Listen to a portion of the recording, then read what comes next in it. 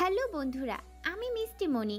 আমার ভয়েসে সুন্দর সুন্দর ভালোবাসার গল্প শুনতে আমাদের পড়শি ডায়েরি চ্যানেলটি সাবস্ক্রাইব করে পাশে থাকা বেল আইকনটি বাজিয়ে দিবেন। ধন্যবাদ।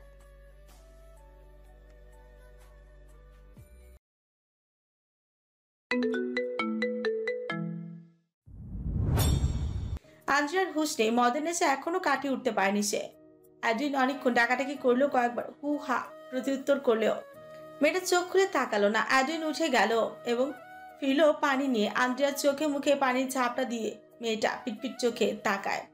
আঞ্জুরার ঘুম ঘুম চোখের ঘোর এখনো কাটেনি, সেই সাথে মদের প্রভাব। অ্যাডুইনের ভেজা চুল, উদাম শরীর আঞ্জুরার নিকট বড্ড আকর্ষণীয় লাগলো। মেয়েটা হাসি ঠোঁটে ফুটিয়ে অ্যাডুইনকে বলে, এত সুন্দর কেন আপনি? ইস, মাখন। মাখন কি? এসব বাদ দিয়ে উঠে পড়ো। আঞ্জুরা উঠল না, কাঁথা চেপে শুয়ে রইল।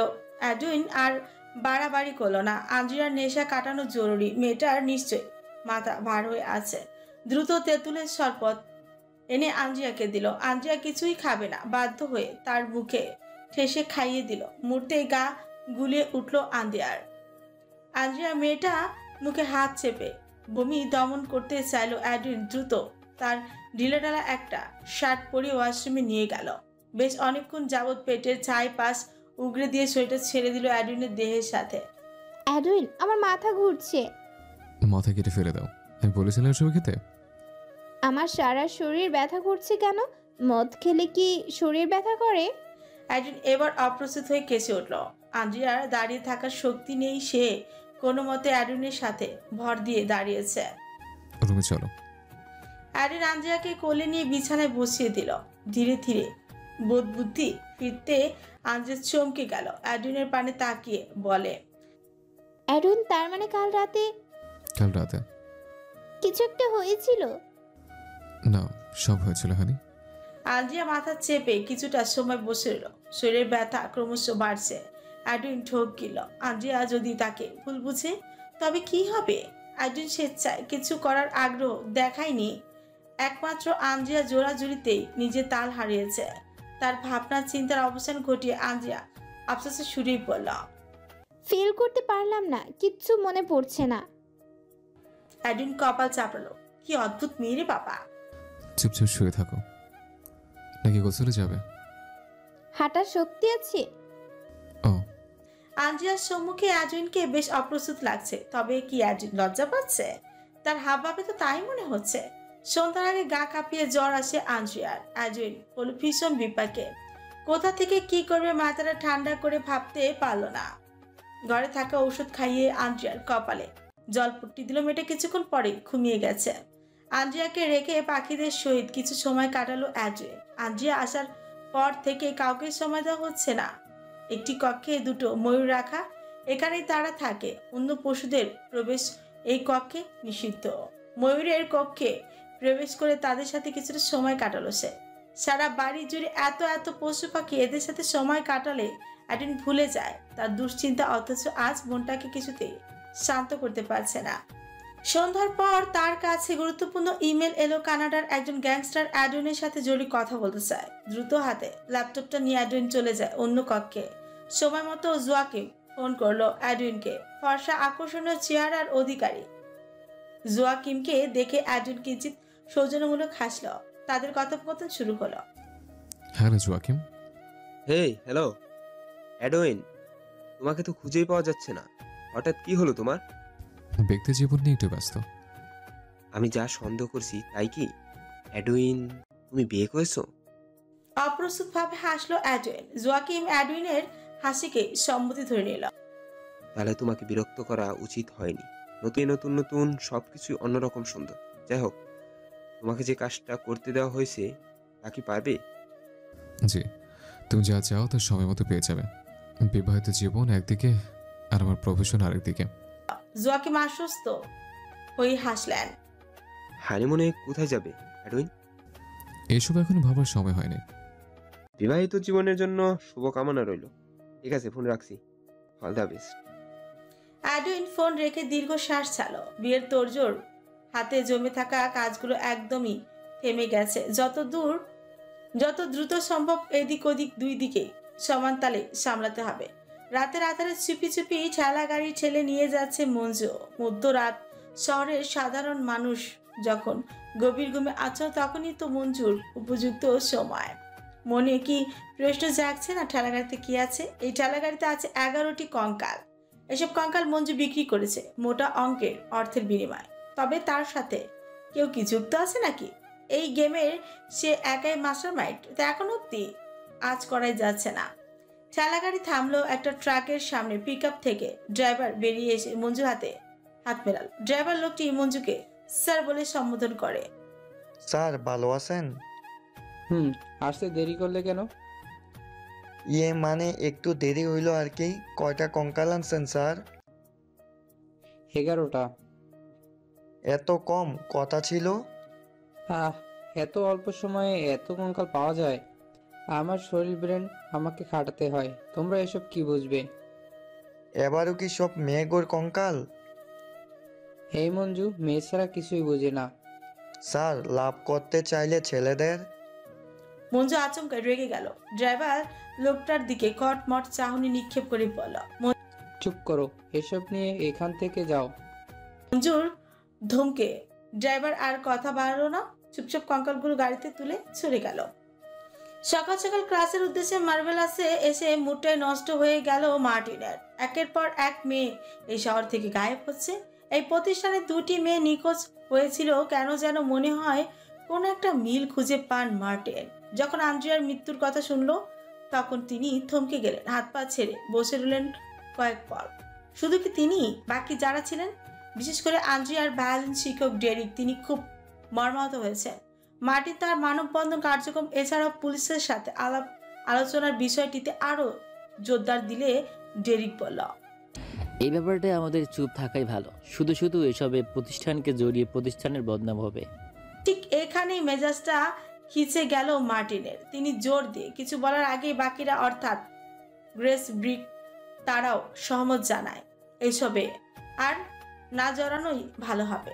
বাইরে দমকা বাতাস বইছে। কফি হাতে বারান্দার রেলিং ঘেঁষে দাঁড়িয়ে আছেন তিনি। এখন কি মাস? বাংলা কোন মাস? যত দূর জানে এখন তো বৈশাখ মাস নয়। আকাশ এত জোর রাখছে কেন? কয়েকদিন পরে শীতের চাদর জড়িয়ে যাবে সবার গায়ে, কিন্তু তার আগে কালবৈশাখীর ন্যায় তুফান নামছে কেন? মার্টিন বাংলা মাসের হিসেব খুব ভালো করে বোঝেন না বলে ভুল হবে। খুব ভালো করে কখনো বিচার বিশ্লেষণ করে দেখেননি। ক্লাস থেকে বেরিয়ে এলেন একজন তরুণ ছেলে। Sir set up done, you can take ক্লাসে now. Okay. Martin one time কফির কাপটা ঝুড়িতে ফেলে কক্ষে প্রবেশ করলো। আজ তার অনলাইন অ্যাবাকাস ক্লাস আছে। আচমকা আন্দ্রিয়ার কথা মনে পড়ে গেল। মেয়েটা ছটফটে, তবে বেশ ভালো ছিল। অন্তত মার্টিনের সব কথা শুনতো। মানুষ এই পৃথিবীতে কত দিন, আজ আছে কাল নেই। কি অদ্ভুত আমরা, কি অদ্ভুত আমাদের নিয়তি। থমথমে মুখ নিয়ে বসে আছে ডেরিক। একটু আগে মার্টিনের সহিত কিছুটা তর্ক হয়েছে। তারা এখানে ঐক্য জোটে কাজ করতে এসেছে। যদি তাদের মাঝে বিরূপ ভাব দেখা দেয় তবে কাজ করা কঠিন হয়ে পড়বে। ভাস্কর্য শিক্ষক অ্যালফ্রেড তাড়া দিয়ে বললেন, তোমাদের কারো কোনো ক্লাস নেই? ক্লাসে চলো। ডেরিক থমথমে মুখ ধরে রেখে বলল, তোমরা আছে তো যাও, প্লিজ বিরক্ত করবে না। মার্টিন যা বলেছে তা যুক্তি দিয়েই বলেছে, আবার তুমি যা বলেছো তাও যুক্তি দিয়েই বলেছো। আমি উভয় মতামতকে সম্মান করি আর নিজের বিচার বুদ্ধি খাটিয়ে বলছি, আমরা এখন এই দেশের মানুষের কাছে মহান রূপে আছি। দেশের বাইরে থেকে আগত শিক্ষকরা একটা প্রতিষ্ঠান খুলেছে, ছেলে মেয়েদের জন্য সুযোগ করে দিয়েছে। ভালো একটি প্রতিষ্ঠান তাদের শখের বিষয়গুলো শেখায়। সেখানে আমাদের উচিত হবে না এইসব গুম খুনের কেসে ফেসে যাওয়া। আমরা সবাই জানি আমরা নির্দোষ। আমাদের নীতি আমাদের এসব শেখাইলি। তাহলে যদি এসব নিয়ে আমরা বেশি আগ্রহ দেখাই, অসাধারণ জনগণ আমাদের সন্দেহ করবে। যাই হোক, এরপর কিছু হলে দেখা যাবে। ডেরিক কিছুটা আশ্বস্ত হলো। একমাত্র মার্টিন ছাড়া সবাই তার সাথে যুক্তিতর্কে মিলেছে। পেন্টিং শিক্ষক গ্রেস বললেন, আমাদের নিজেদের মধ্যে দ্বন্দ্ব করা উচিত হবে না। শোনো, আমাদের ভুলে গেলে চলবে না সপ্তাহে একদিন পথের মানুষদের খাওয়ানোর কথা। এই সপ্তাহ তো শেষ হতে চললো, এই ব্যাপারে এখনো কোনো আলোচনা হয়নি। আলোচনা হচ্ছে তো। এখনকার আলোচনা একটাই, এখানকার আলোচনা একটাই, আন্দ্রিয়া মেরি। যে মারা গেছে তাকে নিয়ে কথা না বাড়ানোই শ্রেয়। আমাদের উচিত এসব নিয়ে চুপ থাকা। নমি ভীষণ ব্যস্ত একজন মানুষ। নমি সম্পর্কে যদি বলতে হয়, লম্বা ফর্সা, দেখতে বেশ সুন্দরী একজন মহিলা। পড়াশোনায় তিনি বেশ ভালোই ছিলেন। সংসারে যা তা কলে থাকলেও পড়াশোনাতে মনোনিবেশ করে গেছে। যখন স্বামী সন্তান নিয়ে সব ছন্নছাড়া এবং এই সংসার করার আর কোনো ভিত্তি খুঁজে পেল না, যখন স্বামী সন্তান নিয়ে সব ছন্নছাড়া এই সংসার করার আর কোনো ভিত্তি খুঁজেই পেলেন না, তখনই তিনি বিয়ে করলেন জিসানকে। জনাব জিসানের সাথে তার সম্পর্ক খুব বেশি দিনের ছিল না। জিসানের প্রথম স্ত্রী ক্যান্সার রোগে অল্প বয়সে মারা যান। এরপর আর বিয়ে নিয়ে ভাবেনি। জিসান ও নমির সাথে যোগাযোগের পর নিজেকে নিয়ে ভাবার আগ্রহ বাড়ল। সিদ্ধান্ত নিলেন বিয়ে করবেন। হঠাৎ বিয়েও করে ফেলেন। অ্যাডুইনের সম্পর্কে তিনি সবই জানতেন। নমির অতীত নিয়ে কোনো মাথা ব্যথা ছিল না তার। জিসানের পরিবারের সবাই রাজনীতির সাথে জড়িত। একমাত্র জিসানই ব্যবসার সাথে মনোনিবেশ করেছে। তবে নমি নিজেকে সংসারের কাজে বন্দী রাখেননি। তিনি তার ভাসুরের সহযোগিতায় সমাজসেবিকা হিসেবে নিজেকে উন্মোচন করেছেন। আজকাল অবশ্য তাকে রাজনীতির টুকটাক কাজও দেখা যায়। অ্যাডুইনের বিয়ে উপলক্ষে আঞ্জুয়াকে কিছুই দেওয়া হলো না। শাশুড়ির কাছ থেকে মেয়েটা নিশ্চয়ই কিছু দামি উপর আশা করে। আজ কাজ শেষে নমি আঞ্জুয়ার জন্য গহনা কেনার উদ্দেশ্যে একটা দোকানে প্রবেশ করেন। দামি দামি যত হার আংটি ঘুরে ফিরে সেসবের দিকেই চোখ যাচ্ছে তার। অথচ তার কার্যক্রম নেহালের ভারী বিরক্ত। নেহালের একটাই কাজ নমির সহিত থাকা, এক কথা নমির সহকারী নেহাল। আপা, এসব গহনা কিনে তোমার কী লাভ হবে? বারবার বলছি অ্যাডউইন আর ওর বউকে মাথায় তুলে নাচা বন্ধ করো। নাচছি কোথায়? ছেলেটা মনের ভুলেও আমার সাথে একটা দিন যোগাযোগ করে না। এখন যা একটু একটু কথা হয়। তাছাড়া যত যাই হোক, অ্যাডউইন আমার ছেলে, আন্দ্রিয়ান আমার ছেলের বউ। তাকে কি ভালো কিছু দেওয়া যায় না? অবশ্যই চাই, তাই বলে লক্ষ লক্ষ টাকা খরচ করবে? এসব কি বাড়াবাড়ি নয়? নমি ভীষণ রেগে গেল। নেহালের দিকে তাকালেন ক্ষুব্ধ চোখে। নেহাল, আমার ছেলেকে নিয়ে মাথা ঘামানো বন্ধ করো। টাকা আমার, ছেলের বউ আমার, সিদ্ধান্ত আমার। তোমার এত মাথা ব্যথা কেন? নমির ধমকে নেহাল চুপসে যায়। দ্বিতীয়বার আর সাহস করে মুখ ফুটে কিছু বলার। বেশ ভোরে ঘুম ভাঙলো আঞ্জুয়ার। জ্বর ছেড়ে গেছে। অনেকদিন পর বিছানা ছেড়ে ওঠার শক্তি হলো তার। এতটা দিন জ্বরের সাথে যুদ্ধ করে বিছানায় লেগেছিল মেয়েটা। এই এক প্যালেসে থাকতে থাকতে তার বড্ড দম বন্ধ লাগছে। তাই বাধ্য হয়ে আজ প্যালেসের বাইরে এলো। সে কি একা এসেছে? মোটেও না। অ্যাডুইন অদূরে দাঁড়িয়ে কুকুরদের খাবার দিচ্ছে। অ্যাডুইনের প্যালেসটা বাইরে থেকে দেখতে কোনো রূপকথার প্যালেসের মতন। বাইরে থেকে প্যালেসের দেয়াল জুড়ে লতানো গাছ। এক মুহূর্তের জন্য মনে হবে এটা গাছের বাড়ি। সারাটা প্যালেসে লতা গাছ দখল করে নিয়েছে। আঞ্জিয়া একটা গাছের গুড়িতে বসে। অসংখ্য পাখি ডাকছে ভোরের আলোতে। ধীরে ধীরে জঙ্গলটা আলোকিত হচ্ছে। শিশিরের গাছের পাতাগুলো কেমন ভিজে আছে। আঞ্জিয়া অ্যাডুইনের পানে তাকিয়ে প্রশ্ন করল, অ্যাডুইন, আপনি কি করেন? অ্যাডুইন কিছুটা ভরকালো। হঠাৎ এই সকালে এই প্রশ্ন। মানে আপনার পেশা কি সেটাই জানতে চাই। অ্যাডুইন কয়েক পল নীরব থেকে শান্ত সুরে বলে, ফ্রিল্যান্সিং। সত্যি? মিথ্যা বলবো কেন? আঞ্জিয়া প্রতি উত্তর করলো না। উঠে দাঁড়ালো। প্যালেসের সীমানা পেরিয়ে একটু জঙ্গলের দিকে হাঁটতে ইচ্ছে হলো। অ্যাডুইনের নিজের কাজে ব্যস্ত থাকলো। আঞ্জিয়া পারে ঠিকই মনোযোগ ধরে রাখলো। আঞ্জিয়া হাঁটতে হাঁটতে আরেকটু দূরে যেতে হঠাৎ একটি বুনো বিড়াল ঝাঁপিয়ে পড়লো তার গায়ের উপর। আকস্মিক আক্রমণে আঞ্জিয়া চেঁচিয়ে উঠলো। তার চিৎকারে ভারী হয়ে উঠলো গহীন জঙ্গল। অ্যাডুইন ছুটে আসার আগেই আঞ্জিয়ার দিকে তেড়ে গেল তার শেপার্ড জাতের সবচেয়ে ভয়ানক কুকুর চেয়ে। চোখে দেখা সুন্দরের পেছনে ভয়ঙ্কর তো কিছু আছেই। আমাদের সৌন্দর্যে বিমোহিত হয়ে ভুলে যায় ভয়ঙ্কর কথাটা। যেমন হলো আঞ্জিয়ার সহিত। এই জঙ্গলটা দেখতে ভীষণ সুন্দর। যেদিকে চোখ যাবে সবুজ আর সবুজ, সাথে পাখিদের কলরব, থেকে থেকে কয়েকটা পশুর হাঁক ডাক। আঞ্জিয়ার সৌন্দর্য অবলোকনে এগিয়ে যায় প্যালেসের সীমানা পেরিয়ে। অ্যাডুইন অবশ্য পূর্বেই তাকে সতর্ক করেছিল, কিন্তু এই সৌন্দর্যের মাঝে যে বিপদ আসবে আঞ্জিয়া খুনা করে ভাবতে পারেনি। কই আশেপাশে তো হিংস্র কোনো জন্তুর জানোয়ার দেখা যাচ্ছে না। তাহলে একটু এগিয়ে যেতে কি সমস্যা? দৃষ্টির অগোচরে যে আন্দ্রিয়ার জন্য বিপদ অপেক্ষা করছিল তা হয়তো স্বয়ং ভাগ্য বিধাতাই জানে। আন্দ্রিয়া এগিয়ে যেতেই বুনো বিড়ালটা হামলে পড়ে তার গায়ের উপর। এই দৃশ্য অ্যাডুইনের বুক কেঁপে উঠে। বুনো বিড়ালটা যে কতটা হিংস্র, এক্ষুনি আন্দ্রিয়াকে জখম করবে। অ্যাডুইন সব ফেলে ছুটে যাওয়ার আগে তার পালিত সবচেয়ে ভয়ঙ্কর শেপার্ড যাদের কুকুরটি ছুটে গেল আন্দ্রিয়ার নিকট। আকস্মিক আক্রমণে আন্দ্রিয়া মেঝেতে ছিটকে পড়ে। এই বুঝি ভয়ঙ্কর বিড়ালটি তাকে আঁচড় কাটবে, কামড়ে ছিঁড়ে ফেলবে দেহ। তবে তার আগে শেপার্ড কুকুরটি, যার নাম রক, সে আন্দ্রিয়ার উপর থেকে ছিনিয়ে আনলো বুনো বিড়ালটাকে। মাঝারি আকারের বিড়ালটি বিশাল দেহের একটা কুকুরের সাথে কি আদৌ পেরিয়ে উঠছে? কয়েক সেকেন্ড চলল রক আর বুনো বিড়ালের ধস্তাধস্তি। চোখের পলকে রক তার শানিত দাঁতের সাহায্যে ছিঁড়ে ছিন্ন ভিন্ন করে ফেলল বিড়ালটিকে। আন্দ্রিয়ার মুখে দেহে ছিটকে আসে বিড়ালের রক্ত। মেয়েটা কাঁপতে কাঁপতে চেঁচিয়ে উঠল। অ্যাডুইন দ্রুত তাকে কোলে নিয়ে প্যালেসের ভেতরে প্রবেশ করল। হঠাৎ পড়ায় আন্দ্রিয়া পিঠে একটু চোট লেগেছে, কেটে গেছে, এছাড়া কোনো আঘাত লাগেনি। বিশেষ করে বুনো বিড়ালটার আঁচড় কাটার আগে রক তাকে বাঁচিয়ে দিয়েছে। আন্দ্রিয়া ঠিক আছো? কোথায় লেগেছে?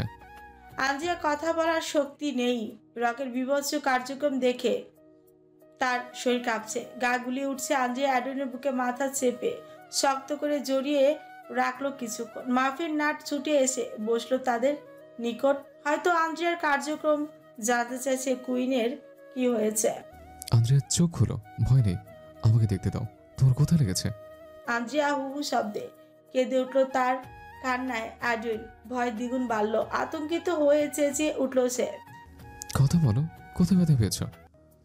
আন্দ্রিয়া হাতের ইশারা পিঠ দেখিয়ে দিতে অ্যাডুইন দ্রুত হাতে আন্দ্রিয়া জামা খুলে দেখতে চায়, কিন্তু সুতির ফ্রকটা সম্পূর্ণ না তুলতে পেরে অ্যাডুইনের মেজাজটা মুহূর্তে বিগড়ে যায়। অ্যাডুইনের পিঠের দিকে তাকিয়ে থেকে এক টানে ছিঁড়ে ফেলে ফ্রকটা। আন্দ্রিয়ার কান্না থেমে যায়। রক্তাক্ত চোখে মুখে অবাক দৃষ্টিতে তাকায় অ্যাডুইনের পারে। আপনি আমার ফ্রকটা ছিঁড়ে ফেললেন? তো কি করবো আমি? আমার পছন্দের ফ্রক। আর তুমি আমার পছন্দের। সবার আগে তোমার সুরক্ষা দরকার। এমন হাজারটা ফ্রক আমি এনে দেবো। আন্দ্রিয়ার কান্না থেমে গেছে। অ্যাডুইন আন্দ্রিয়ার পিঠে দৃষ্টিপাত করে চোখ বন্ধ করে। গাছের ভাঙা ডাল লেগে অনেকটাই কেটে গেছে, সেই সাথে কিছু অংশে চামড়াও ছিলে গেছে। কাটা স্থানে ধীরে ধীরে রক্ত ঝরছে। অ্যাডুইনের বুকটা হু হু করে উঠল। রুমে চলো। অ্যাডুইন আন্দ্রিয়াকে কোলে তুলে নিজের কক্ষের দিকে ছুটল। নাট, মাফিন তারা আতঙ্কিত চোখে তাদের পিছু পিছু ছুটছে। অ্যাডুইনের বিচলিত মুখখানা দেখে ম্যাকাও পাখিটি অ্যাডুইনের পিছু পিছু ছুটল। আন্দ্রিয়াকে যথাযথ চিকিৎসা প্রাথমিক দিয়ে ক্ষান্ত হলো অ্যাডুইন। মাফিন, নাট, ম্যাকাও এখনো আন্দ্রিয়ার পাশে বসেই তাকে পরখ করছে। অ্যাডুইন আদেশের সুরে আন্দ্রিয়াকে বলল, একদম উঠবে না, এভাবে উপর হয়ে থাকো। এভাবে কতক্ষণ থাকা যায়? উঠে দাঁড়াই? একদম না, আমি একটু আসছি। মাফিন, নাট আর ম্যাকাও আন্দ্রের সাথে থাকো। অ্যাডুইনের আদেশ পেয়ে মাফিন ও মিয়াও মিয়াও শব্দ তুলে আন্দ্রিয়ার কাছে বসল। তার পিছু এলো নাট। ম্যাকাও পাখিটি বড় আগ্রহের সাথেই বলা, কুইন সুন্দরী, কুইন সুন্দরী। অ্যাডুইন চলে যেতেই আগমন ঘটল শালমির আজ ভীষণ মন খারাপ। ফেরিটা বেশ দুঃখী মনে এগিয়ে এসে আন্দ্রিয়ার কপালে চুমু খেল। আন্দ্রিয়া মেরি, বিয়ের পর থেকে আপনার একের পর এক অসুস্থতা আমাকে ভীষণ ব্যথিত করছে। এসব কি হচ্ছে কুইন? আপনি কি সাবধানে চলতে পারেন না? শালমি, দুঃখ পেও না, দেখো আমি ঠিক হয়ে যাব। আমার প্রার্থনা রইল আপনার জন্য। অতি শীঘ্রই সুস্থ হয়ে উঠুন। শালমি কয়েক পল চুপ রইল। কিছুটা ভেবে চিনতে আন্দ্রিয়াকে বলল, কুইন, এডউইন উইলসন স্বামী হিসেবে কেমন? স্বামী হিসেবে যথেষ্ট ভালো। জানো শালমি, মাঝে মাঝে মনে হয় আমি স্বপ্ন দেখছি, ঘুম ভাঙলেই স্বপ্ন ভেঙে যাবে। যেভাবে যেমন চেয়েছি এডউইন ঠিক তেমনি। আচ্ছা, মানুষ কল্পনার শক্তি এত প্রখর যে বাস্তবতায় ধরা দেয়? হয়তো দেই, তবে আমি খুব করে চেয়েছি কেউ একজন আসুক আপনার বিষাদ ভরা জীবনটায় প্রতিটি কানে কানে ভালোবাসা ভরিয়ে দেয়। আন্দ্রিয়া যখন শালমির সহিত বিড়বিড় করছিল তখন মাফিন, নাট, মাকাও অবাক দৃষ্টিতে আন্দ্রিয়ার পানে তাকে তাদের কুইন কার সাথে কথা বলছে। অদ্ভুত।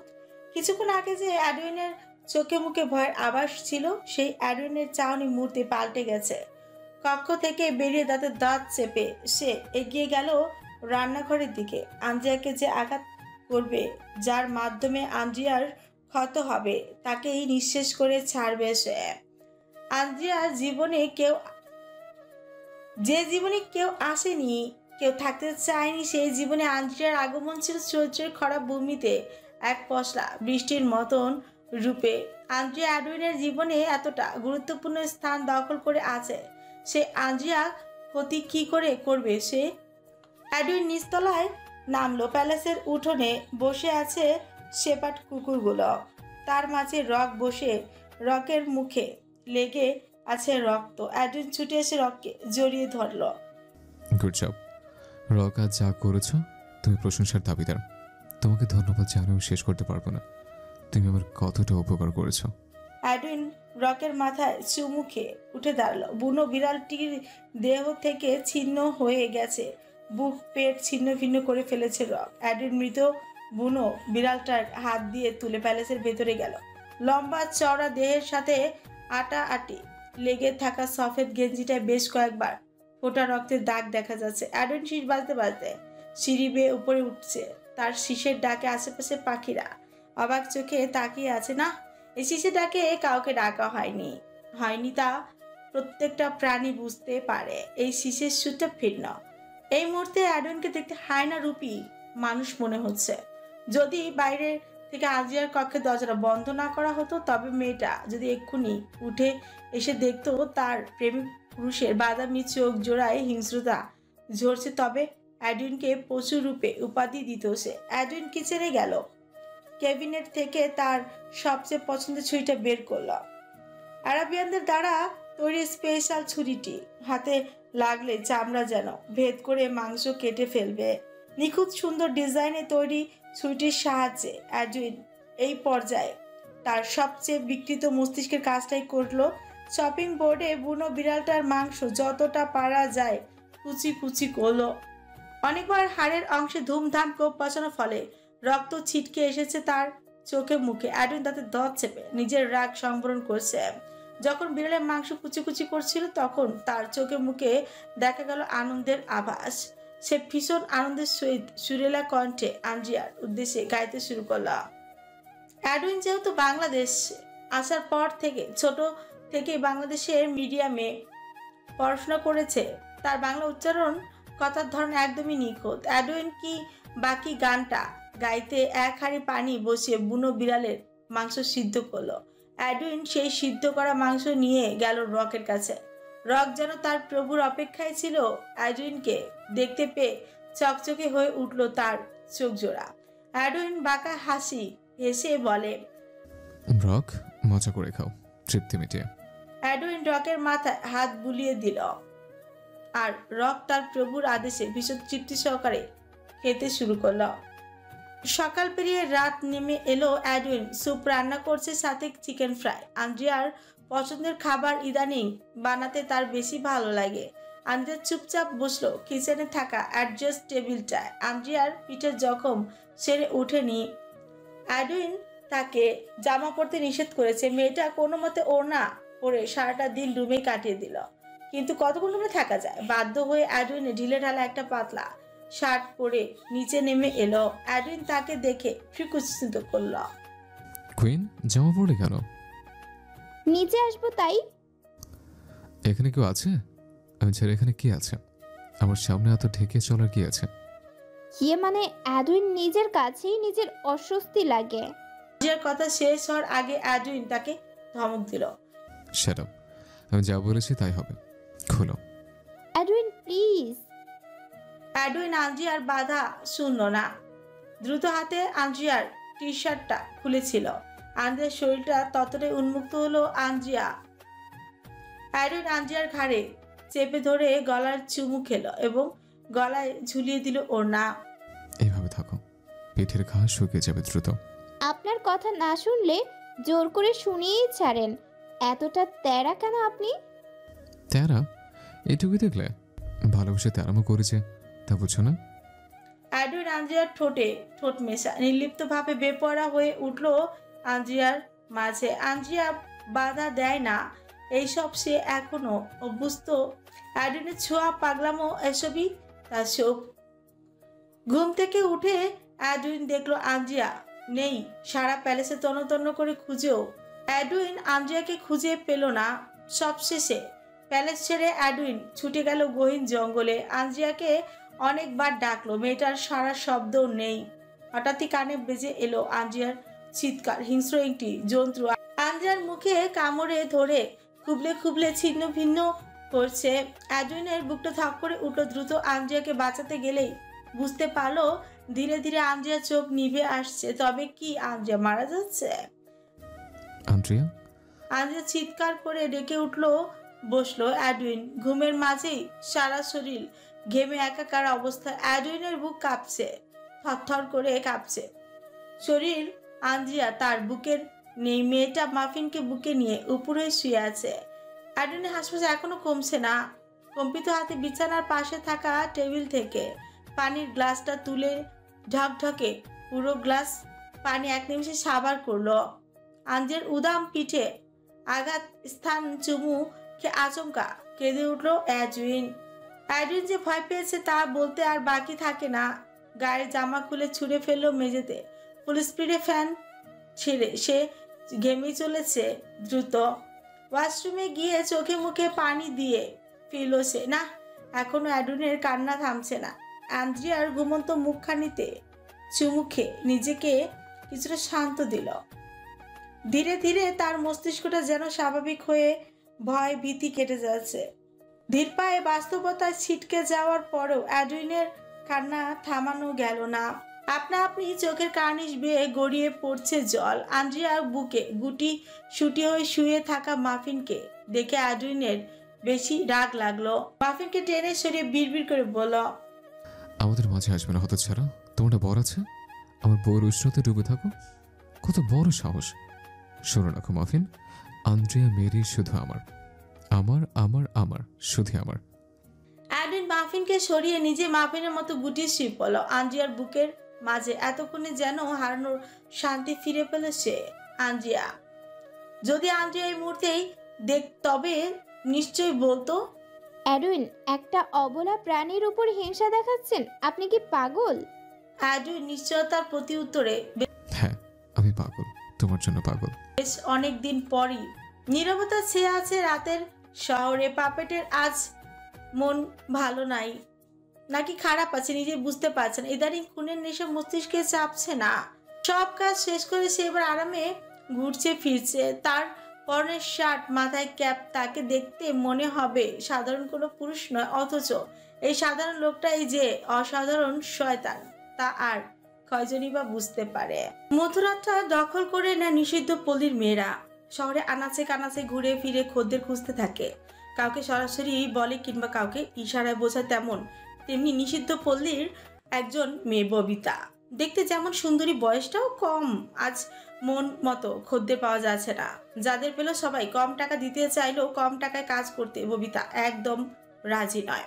ববিতা অনেকক্ষণ যাবৎ খেয়াল করলো লম্বা চওড়া একজন লোক অনেকক্ষণ যাবৎ রাস্তার ফ্লাইওভারে একবার উঠছে আরেকবার নামছে, আবার কিছুক্ষণ ফ্লাইওভারের উপর দাঁড়িয়ে থাকছে। ববিতা ভাবলো লোকটা হয়তো মেয়ে খুঁজছে, দেখতে বেশ বড় লোক লাগছে। লোকটার বয়স ববিতার ঠিক ধরতে পারলো না কত হবে, 30 কি 32 এমনই হবে হয়তো।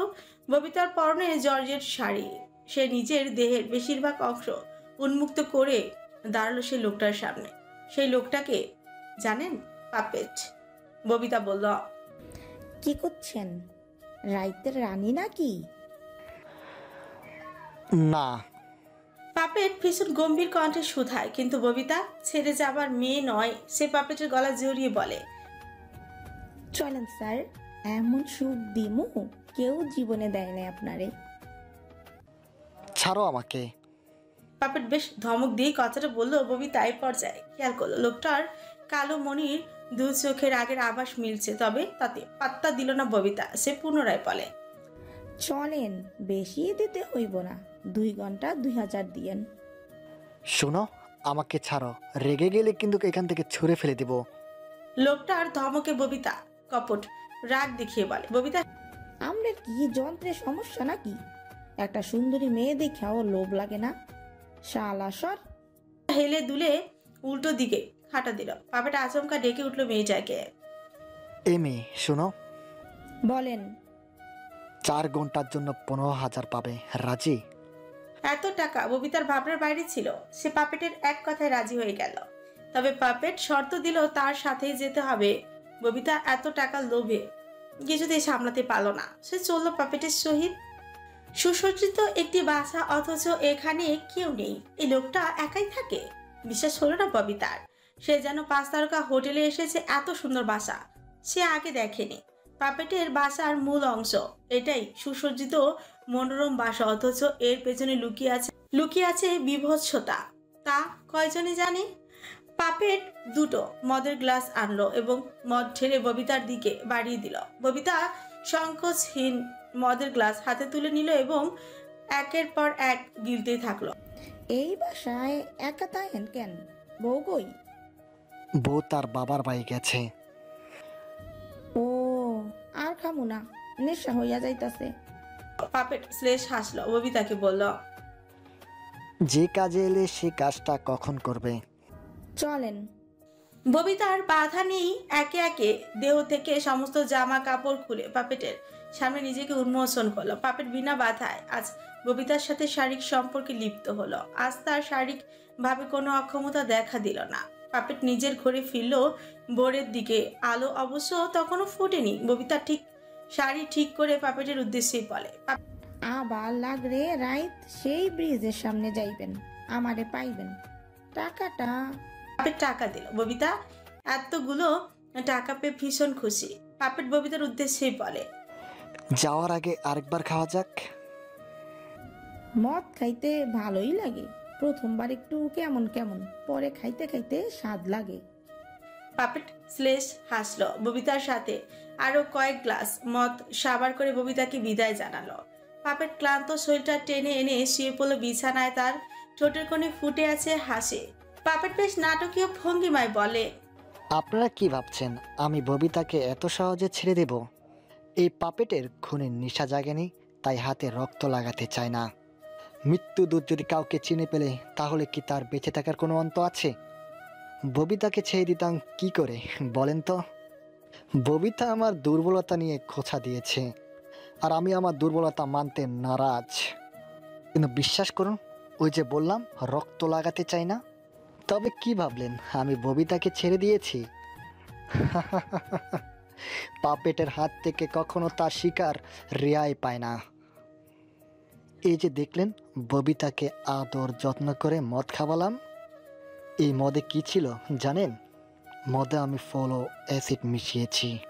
আগামী 5 ঘন্টায় ফলো অ্যাসিডের বিষক্রিয়া শুরু করবে ধীরে ধীরে। ববিতার বমি হবে, পেট ব্যথা হবে, তারপর যন্ত্রণায় চটপট করতে করতে ধীরে ধীরে মৃত্যুর ডোলে পতিত হবে। কি মনে ঘৃণা জমেছে পাপেটের জন্য? সাত সকালে অ্যাডউইনকে ফোন করলেন নমি। তিনি আসছেন, ব্যাস এইটুকুই জানেন। কিন্তু কেন আসছেন হঠাৎ এই সকালে? এখানে আসার উদ্দেশ্য কি? অ্যাডউইন প্রচন্ড বিরক্ত হলো। আন্দ্রিয়া এখনো ঘুমাচ্ছে। মেয়েটার ঘুম ভাঙাতে একটু ইচ্ছে হলো না অ্যাডউইনের। বাধ্য হয়ে নিজে আগে ফ্রেশ হয়ে আন্দ্রিয়াকে ঘুম থেকে তুলল। ঘড়ির কাঁটা মাত্র 7টা ছুঁয়েছে। ঘন অরণ্যে এখনো পরিপূর্ণ আলো এসে পৌঁছায়নি।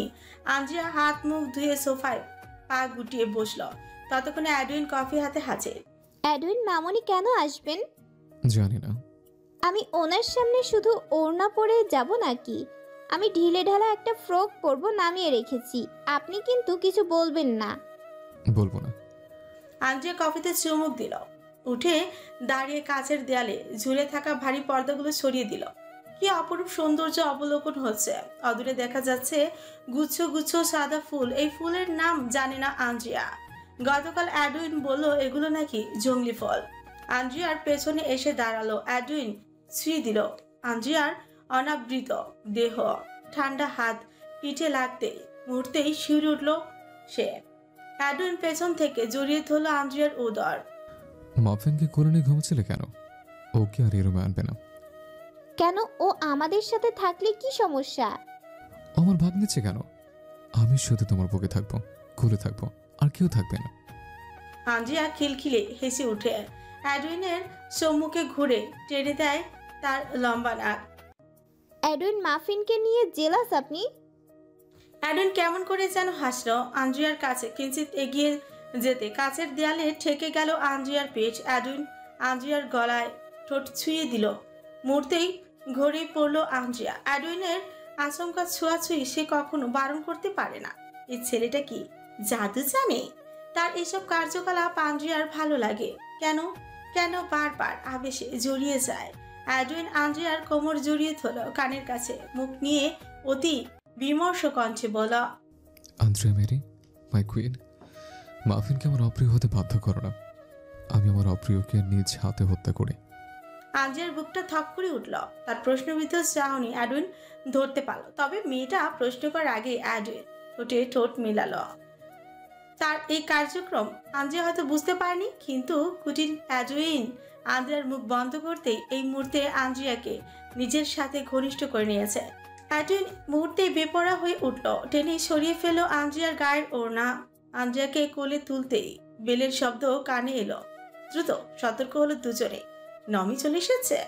নমির আগমনে অ্যাডুইন যতটা বিরক্ত, নেহালকে দেখে তার বিরক্ত চরম মাত্রায় বাড়ল। ঘুমন্ত ফোলা মুখ নিয়ে এগিয়ে এলো আন্দ্রিয়া। নমির সাথে কুশল বিনিময় করে বসলো নমির পাশে, অথচ অ্যাডুইন চুপচাপ। আন্দ্রিয়াকে টেনে নমির পাশ থেকে সরিয়ে তার পাশে বসালো। অ্যাডুইনের এমনটা করা কি খুব দরকার ছিল? নমির পাশে একটু বসলে কি হতো? অ্যাডুইনের মনে যে কি চলে তা একমাত্র তার ঈশ্বর আর সেই জানে। আন্দ্রিয়া, মুখটা এমন সেকেন্ড সাত সকালে কারো কার্যক্রম ভেঙে দিলে নিশ্চয়ই তাকে প্রাণবন্ত লাগবে না? অ্যাডুইনের কাছ থেকে জবাব আশা করলেন না নমি। ছেলের তেরা জবাবে নতুন বউয়ের সামনে তিনি বজ্র অপমানী বোধ করছেন, কিন্তু কি করার? যত দিন যাচ্ছে অ্যাডুইনের বেয়াদবি বেড়েই চলেছে। আমি দরকারে এসেছি, আজ সারাদিন ব্যস্ত থাকবো। অবশ্য আজ না, পুরো সপ্তাহে ব্যস্ত থাকবো, তাই আজকেই চলে এলাম। এসছো, ভালো করেছো। সাথে সব কর্মচারী আনার কি দরকার? অ্যাডুইন যে কথাটা নেহালকে উদ্দেশ্য করে বলেছে তা উপস্থিত সকলেই বুঝতে পারল। অপমানে রক্তিম হয়ে উঠল নেহালের মুখ। নেহাল বসা থেকে দাঁড়িয়ে চেঁচিয়ে অ্যাডুইনকে বলল, অ্যাডুইন, মুখ সামলে কথা বলো। আমি তোমার মামা হই। So what? তোমাকে এখন কর্মচারীর চেয়ে কম লাগে না? সমাজসেবিকা নমির পেছনে পেছনে সারাক্ষণ তো হাঁটোই। ও হ্যাঁ, আরেকটা কাজ আছে, কানে বিষ সাপ্লাই করা। অ্যাডুইন, আদ্রিয়ান সামনে তুমি আমাকে অপমান করছো। তো এটাকে অপমান বলে? আন্দ্রিয়া ঘরের মানুষ, তার সামনে এসব করাকে আদৌ অপমান বলে না। ওর তো জানা দরকার কে কেমন। তাহলে আদ্রিয়াও জানা উচিত অ্যাডুইন অ্যালসন কেমন, তার অতীত।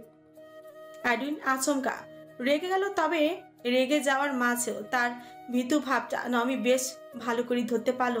আচ্ছা, অ্যাডুইন যে বললো তার ব্যাপারে আন্দ্রিয়া সব জানে, তবে অ্যাডুইন ভয় পাচ্ছে কেন? অ্যাডুইন নেহালকে চেঁচিয়ে বলে, আন্দ্রিয়া কিছু অজানা নেই, সে সব জানে। এখন শুধু আন্দ্রিয়ার বর্তমান ভবিষ্যৎ ভাবার সময়, অন্য কিছু না। এতক্ষণে মুখ খুললেন নমি। তিনি অ্যাডুইনের উদ্দেশ্যেই বললেন, অ্যাডুইন, শান্ত হও। তোমাকে আমি তোমার মতো করে ছেড়ে দিয়েছি, যা ইচ্ছা করো। শুধু এইটুকুই বলবো, তোমরা সুখী হও। আমরা কেউ তোমাদের বাধা হয়ে থাকবো না। অ্যাডুইনের মাঝে কোনো ভাবাবেগ দেখাই গেল না। সে মাথা নিচু করে সাপের ন্যায় ফোঁস ফোঁস করছে। নেহাল চোয়াল শক্ত করে বলে, আমি যাচ্ছি আপা, গাড়িতে অপেক্ষা করব। নেহাল যেতে নিলে অ্যাডুইন কিচেনের দিকে যায় নমির জন্য কফি আনবে বলে। অ্যাডুইন চলে গেছে এই সুযোগে নমি আন্দ্রিয়াকে নিজের পাশে বসে প্রশ্ন করেন, আন্দ্রিয়া, অ্যাডুইন সম্পর্কে তোমার অভিযোগ আছে? না না, অভিযোগ থাকবে কেন? বিয়ের এই কয়দিনে মানে অ্যাডুইনের আচরণ মানে? নমি কেমন যেন ঘেমে উঠেছিলেন। তিনি কথা শেষ করার আগে আন্দ্রিয়া বলে, উনি একটু রাগী, তবে ভীষণ কেয়ারিং। আপনি চিন্তা করবেন না, অ্যাডুইন আমার দেখাশোনা করছে।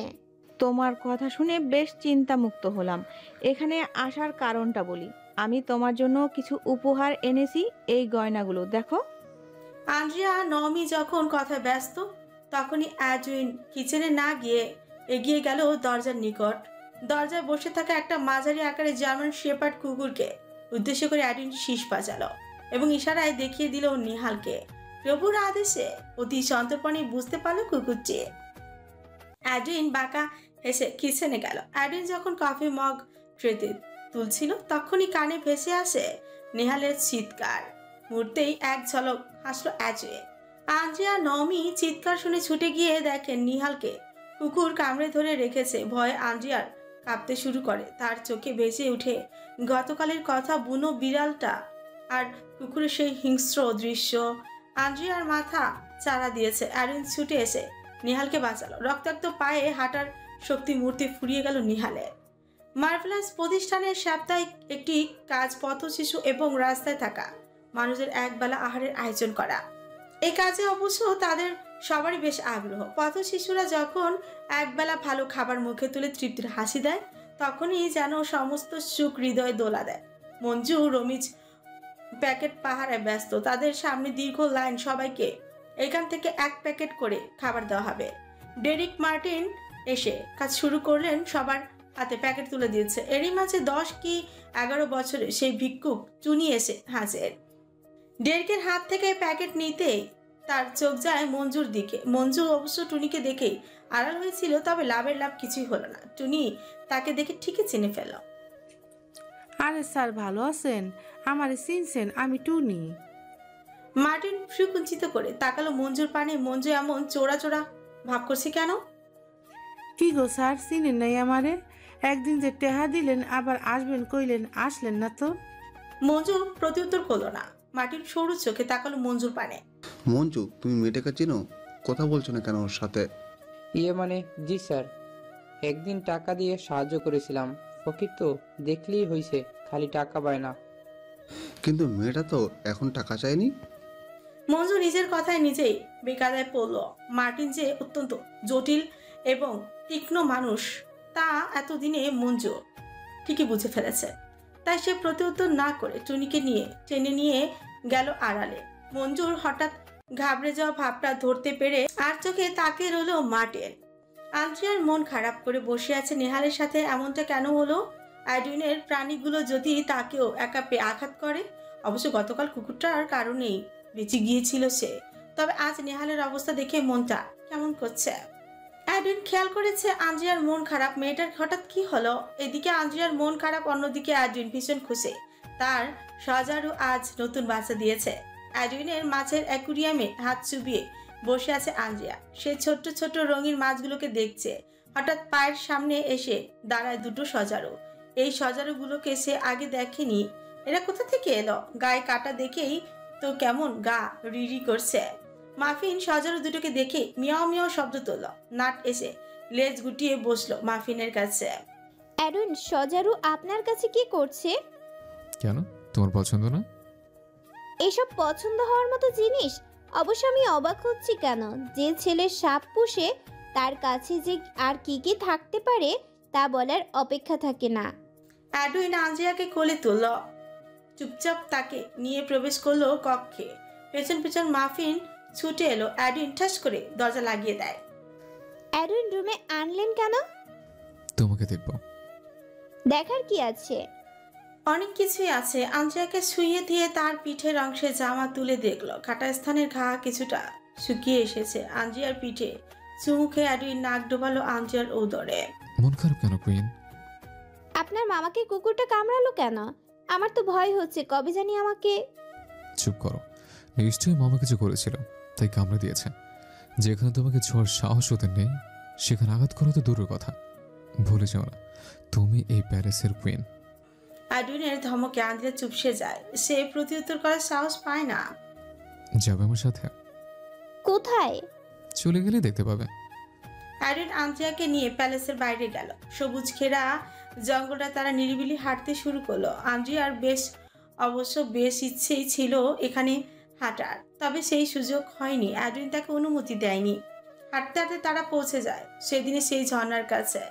গত রাতে বৃষ্টি হয়েছিল, তাই ঝর্ণার পানি আগের তুলনায় বেড়ে গেছে। আকাশে ভর করেছে কালো মেঘ, সেই সাথে আকাশ ডাকছে। আন্দ্রিয়া চুপচাপ একটি বড় পাথরে বসলো। অ্যাডুইন তার গায়ের জামা খুলে আচমকায় ঝাঁপিয়ে পড়লো ঝিরিতে। পরিষ্কার স্বচ্ছ পানি, তার মাঝে অ্যাডুইনের জলকেলি কি দারুণ! আন্দ্রিয়া মুগ্ধ হয়ে দেখছে তার বিদেশি বরটা একটু বেশি অ্যাট্রাক্টিভ। এই লোকটাকে কি এখানে মানায়? মোটেও না। তাকে মানাবে বরফের দেশে, আর না হয় বিজনেসম্যান বেশে, অথচ উনি কি না সাপ সজারু নিয়ে পড়ে আছে। Queen, I love you. Edwin আচমকা চেঁচিয়ে বলল। মূর্তি আন্দ্রিয়ার ভাবনার দুয়ার ভেঙে গেল। শালমি এসেছে, শুধু শালমি নয়, তার সাথে অনন্য পরীরাও ছুটছে। কেউ বা ঝর্ণায় গোসল করছে। শালমি আন্দ্রিয়ার পাশে বসে পড়ল। কিং আপনাকে এতটা ভালোবাসে কেন? জানি না। আন্দ্রিয়া মেরি ভালোবাসে কেমন সুখ? টক মিষ্টি ঝাল সব কিছুর সংমিশ্রণে দুর্দান্ত। আচ্ছা শালমি, তুমি ভালোবাসো না কাউকে? পরীরা কার প্রেমে পড়ে? জিনের? ধ্যাত, শালমি কি রাগ করলো? আচমকা গায়েব হয়ে গেল সে। সত্যি তো, পরীরা কার প্রেমে পড়ে? এইসব উত্তর মিলিয়ে কুল পেল না আন্দ্রিয়া। আন্দ্রিয়া ধীরে ধীরে ঝিরিতে নেমে দাঁড়ালো। অ্যাডুইন তাকে দু একবার ধমক দিলেও সে শুনল না। বুক সমান পানিতে নেমে দাঁড়িয়ে রইল। অ্যাডুইন দ্রুত এসে আন্দ্রিয়াকে কোলে নিল। নিজেকে ভাসিয়ে রাখতে আন্দ্রিয়া অ্যাডুইনের পেটে বসল এবং কোমরে পা জড়িয়ে দিল। অ্যাডুইন তাকে নিয়ে গেল গভীর জলে। দুজনেই ভাসছে কি সুখে। ঝর্ণা ছিরির মাঝে জলকেলিতে মত্ত দুটি দেহ। অ্যাডুইন, এখানে কেউ আছে? আচ্ছা, আমি আর তুমি। ধ্যাত, তা জিজ্ঞেস করেছি? বলেছি আপনি, আমি ছাড়া কে আছে? কেউ নেই, থাকার কথাও না। আন্দ্রিয়া পেছনে হাত ঠেকে ফ্রকের চেনটা খুলল। সাথে সাথে উন্মুক্ত হলো তার পেট। অ্যাডুইনের ভাবনার বাইরে আন্দ্রিয়া তার লাজ লজ্জা ঠেলে ফ্রকটা টেনে খুলে ফেললো। অ্যাডুইন বেশ অবাকই হলো, সেই সাথে ধমকের সুরে বলল, এই, তুমি কি পাগল? আপনি খুললেন আর আমি? বোকামে। আন্দ্রিয়া অ্যাডুইনের কথায় মুখ বাঁকালো। তার যেন এসব কিছু যাই আসে না। আন্দ্রিয়ার পরনে শুধু অন্তর্বাস। অ্যাডুইন বিচলিত হয়ে পড়ল। আন্দ্রিয়াকে বারবার ধমক দিয়েও কোনো কাজ হচ্ছে না। মেয়েটা অ্যাডুইনকে জড়িয়ে একবার সাঁতার কাটছে, আবার জলে ভাসার চেষ্টা করছে। বাধ্য হয়ে অ্যাডুইন নিজেই আন্দ্রিয়ার ফ্রকটা পরিয়ে দিল। স্থানকাল বিবেচনা করে আমাকে সিরিয়াস করতে আসবে এইসব জায়গায় না। আপনাকে সিরিয়াস করতে কে এসেছে? আন্দ্রিয়া গাল ফোলালো। সঙ্গে সঙ্গে অ্যাডুইন তার গাল চেপে ঠোঁটে ঠোঁট মেশায়। পাখিদের কলরব, ঝর্ণার শব্দ, তার সাথে উত্তাল দুটি দেহ। আন্দ্রিয়া নিজেকে সামলাতে অ্যাডুইনের ঘাড়ে খামচে ধরতে অ্যাডুইন নড়ে চড়ে ওঠে। সাথে সাথে আন্দ্রিয়ার ঠোঁট ছাড়তে মেয়েটা হাঁপাতে হাঁপাতে অ্যাডুইনের বুকে লুটিয়ে যায়। অপরদিকে অ্যাডুইন রাগান্বিত হয়ে বলে, প্যারিসে চলো, তোমার এই নখের জাল রোমান্স করা যাচ্ছে না।